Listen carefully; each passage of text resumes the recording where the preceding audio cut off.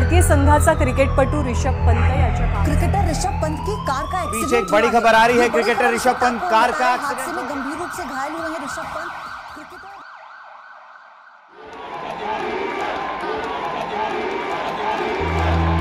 गिर के मिट्टी में मिला तो क्या हुआ, मैंने उड़ना तो मिट्टी से ही सीखा है। फिर से छू लूं कामयाबी को, यही मेरे जीने का तरीका है। मंजिल असंभव है, ये कायदा कुदरत में नहीं है। हार मानो मंजिल से, ये मेरी फितरत में नहीं।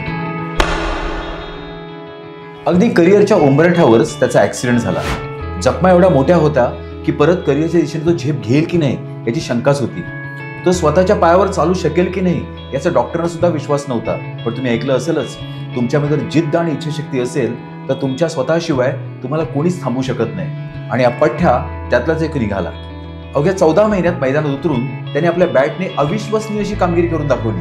आता तुमच्या लक्षात आलं असेलच मी कोणाबद्दल बोलतोय। हो, मी बोलतोय भारताचा wicket keeper batsman Rishabh Pant बद्दल।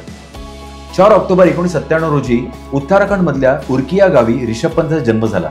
लहानपणापासूनच ऋषभला क्रिकेटचं वेड होतं। आपल्या गावात असं छोटा असतानाच स्थानिक क्रिकेट क्लबमध्ये क्रिकेट खेळत असायचा। त्याची क्रिकेटची आवड बघून त्याच्या आईने त्याला लहानपणापासून चांगला सपोर्ट केला। ऋषभ 12 वर्षाचा असतानाच त्याची आई त्याला प्रत्येक विकेंडला दिल्लीला घेऊन जात असायची। दिल्लीच्या सोनेट क्रिकेट अकॅडमीमध्ये माजी भारतीय क्रिकेटर तारक सिन्हा यांच्याकडून तो क्रिकेटचं कोचिंग घेत असायचा।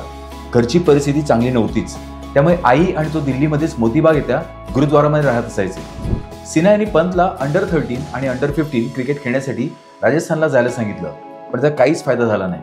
तरी पण त्यातील क्षमता पाहून सिन्हा यांनी त्याचे बॅटिंग स्किल्स अजून डेव्हलप करण्यासाठी ॲडव्हान्स लेवलला ट्रेन देणं सुरू केलं।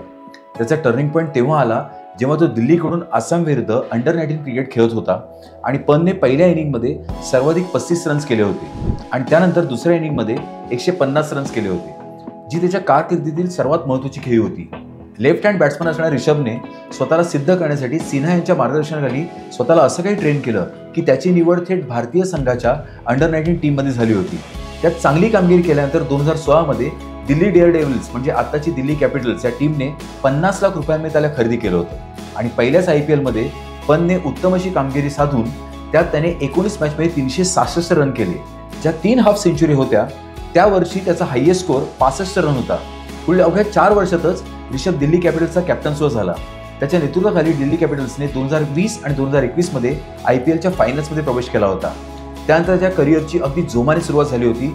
अशातच 2017 मध्ये त्याच्या वडिलांचं निधन झालं, तरी देखील त्याने स्वतःला सावरून आपल्या करिअरकडे लक्ष देत 2018 मध्ये आंतरराष्ट्रीय क्रिकेटमध्ये पदार्पण सुद्धा केलं।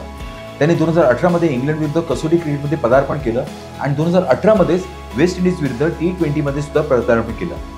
त्याच्या करिअरचे सर्वात चांगले दिवस चालू असतानाच 30 डिसेंबर 2022 रोजी आपल्या गावावरून दिल्लीला परत जात असताना त्याचा अपघात झाला, ज्यात त्याच्या डोक्याला, चेहऱ्याला, पाठीला आणि पायाला मोठ्या जखमा झाल्या होत्या। त्याचा उजव्या गुडघ्याचा लिगामेंट सुद्धा फाटला होता। हा अपघात एवढा भयंकर होता की त्याला पाहता क्षणीच डॉक्टर बोलले, तू जिवंत आहेस, हाच एक मोठा चमत्कार आहे। ॲक्सिडेंटमध्ये लिगामेंट फाटल्यामुळे त्याचा उजवा पाय काटकोनात बाहेरच्या बाजूने वाकडा सुद्धा झाला होता। एवढ्या वेदना होत असताना सुद्धा त्याने त्याला मदत करणाऱ्या तिथल्या माणसाच्या आधाराने चक्क तो सरळ केला। पुढे डॉक्टर त्याला म्हणाले, तुला तसं करणं सुचलं ते बरं झालं, नाहीतर तो पाय आम्हाला कापावा लागला असता। गुडघ्याच्या लिगामेंट्सचं ऑपरेशन केलं गेलं। त्याच्या चेहऱ्यावर प्लास्टिक सर्जरी सुद्धा केली गेली। पण त्या अपघातानंतरच्या पहिल्या काही दिवसातच त्याला मैदान आणि क्रिकेट खेळणं हे इतिहास जमा झालं असं वाटायला लागलं। सुरुवातीला त्याला गादीवर बसून पाय खाली टेकवता सुद्धा येत नव्हता।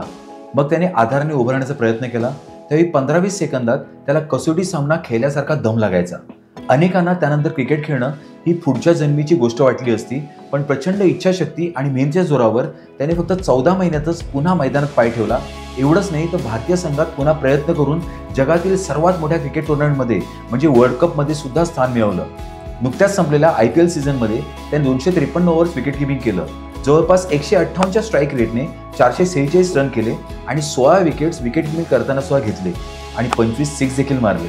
आता हा प्रवास राखेतून स्वतःला पुनर्जीवित करणाऱ्या फिनिक्स पक्षाला सुद्धा प्रेरणा देणारा वाटला असता। त्यामुळे मित्रांनो, आयुष्यात संकट, अडथळे, समस्या, आजारपण येतच राहतील, पण ध्येयापासून भटकू नका। बिझनेसमध्ये नफा मिळेल, तोटा मिळेल, स्वतःला सावरायला शिका आणि तितक्याच जोमाने पुन्हा उडायला शिका। वाईट दिवस आल्यानंतर काळोखातून वर येण्यासाठी जिद्द आणि इच्छाशक्ती ठेवा। एक दिवस येईल तेव्हा तुम्ही कोवळ्या सूर्यप्रकाशात सुद्धा स्वतःला चमकताना पाहाल। मी स्नेहल कांबळे, भारतातील नंबर 1 मराठी बिझनेस कोच। माझ्याकडे असे कित्येक उद्योजक आले ज्यांनी आपला व्यवसाय बंद करण्याचा निर्णय घेतला होता, तेच आज माझ्या मार्गदर्शनाखाली करोडोंचा बिझनेस करतायत. तेव्हा जर का तुम्ही सुद्धा माझं मार्गदर्शन घेऊन तुमच्या बिझनेसला गती देण्याचा विचार करत असाल तर ती एक संधी आत्ताच आहे. कारण ना नफा ना तोटा तत्वावर मी मार्गदर्शन देत आहे फक्त ₹1. तेव्हा बिझनेसच्या विकासासाठी एक पाऊल पुढे या आणि खाली दिलेल्या लिंकवर क्लिक करून रजिस्ट्रेशन करा किंवा 7822056334 या नंबरवर कॉल करा आणि आपल्या बिझनेस सिक्रेट्स ह्या प्रोग्रामसाठी नाव रजिस्टर करा. व्हिडिओ आवडल्यास लाईक करा, शेअर करा आणि चॅनल नवीन असाल तर चॅनलला सबस्क्राईब करून बेल आयकन प्रेस करायला मात्र विसरू नका. चला तर भेटूयात अशाच एका महत्त्वपूर्ण व्हिडिओमध्ये. तोपर्यंत जय हिंद, जय महाराष्ट्र.